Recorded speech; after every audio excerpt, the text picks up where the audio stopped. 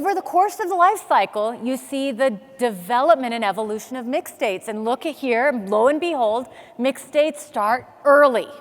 They start early, so you see this presentation very commonly in kids because this is what kids are. They're oftentimes diagnostic orphans. So these A mnemonics can really be helpful as anchors.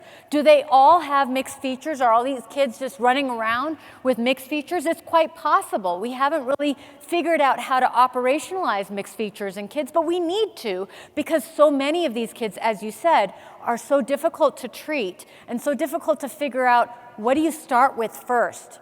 Is it the anxiety? Is it the ADHD? And if you delay treating those symptoms, what could happen next? What's the incipient manic episode if you precede it with an antidepressant and put that kid at risk for antidepressant-induced mania?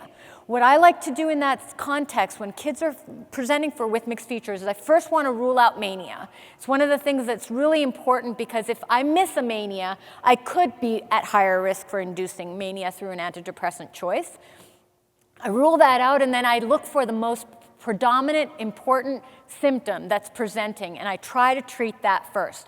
I start low, go slow, be very, very careful about reevaluation frequently before I'm convinced that this is the therapeutic target and choice.